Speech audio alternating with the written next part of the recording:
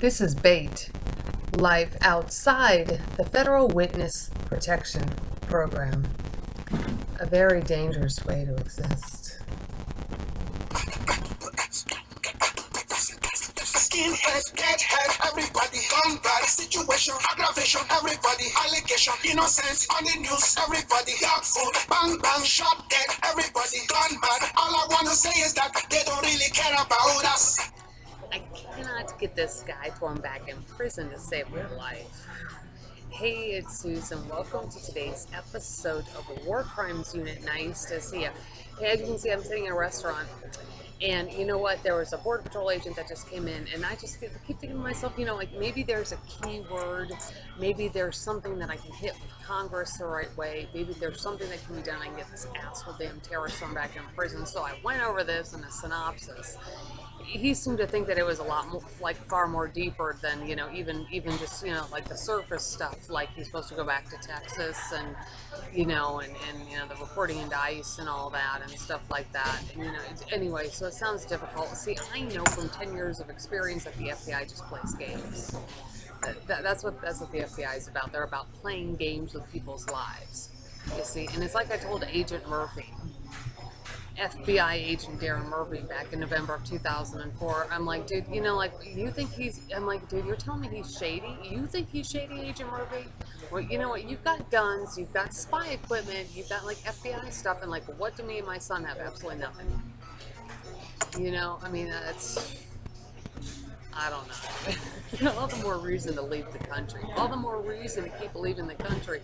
Because I'm telling you, the United States is very, very hiddenly dangerous.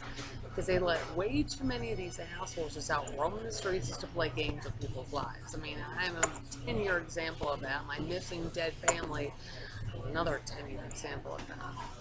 But so anyway. Now, I was over in Mexico tonight.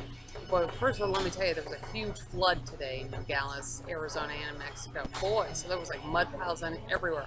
I was over in Mexico. I had to go over and get a pack of cigarettes, so much cheaper over in Mexico. So I went over there. And, there was a train. It was really interesting. There was a train that was coming from Mexico back to the United States, and they have to open up this big gate in order to let the train through. I don't know, it's kind of the things, you have to be there. It's rather impressive. And what was interesting is when the train went by, I saw two. Well, I thought that they were just the Policia Municipal until I got closer to the train and they had gotten off, and I realized that they were the Federales. And holy cow, dude, the SWAT team. I was like, hey, that's my kind of guys, the SWAT team of the Federales. Because the one guy, I stood next to a Federal. Now, I won't stand next to an FBI agent in the United States to save my life. I fucking hate their goddamn guts. I hate the FBI with every single last ounce of my body. But now the Federales, I dig. I totally dig the Federales in Mexico.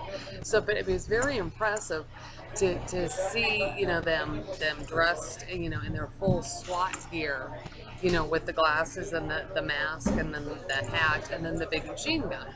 And, I was sitting here, a big bunch of damn jackass terrorists that the FBI, CIA, and these JTTF task forces play games with. I'm like, dude, you know what? You're my kind of friend. I'm just going to stand here right next to you as you're guarding the train coming from Mexico into the United States.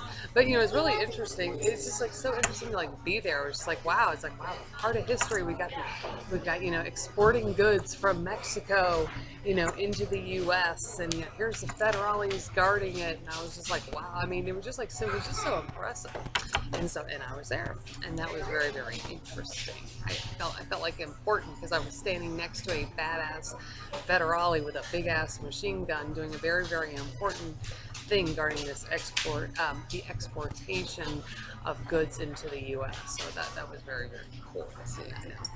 I'm a crime victim, pretty heavy crime victim, so it doesn't take a lot to excite me. But anyway, it's very interesting. Being in Mexico, see, a lot of people try to steer me away from Mexico and say, oh, it's so dangerous. Well, actually, to me, the United States is very dangerous. I feel very, very comfortable in Mexico, especially when there's a lot of law enforcement around, right at the border. When I see the Federales and they got the big ass machine guns, I'm like, boy, am I glad to see you. I am so glad to see you. If you don't mind, I'm just going to stand right here while you're doing your thing. I won't interfere with what you're doing, but I'm going to stand right here next to you.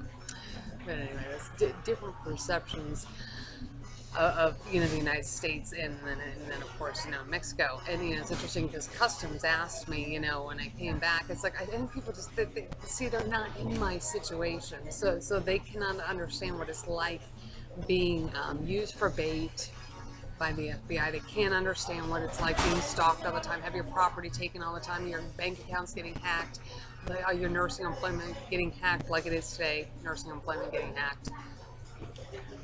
People who are not experiencing that in the United States have a very, very difficult time understanding that. So, but anyway, that's why I go to foreign countries. And that's tonight's episode of the War Crimes Unit. Keep your stun gun or machine gun handy. There's war criminals and terrorists out there.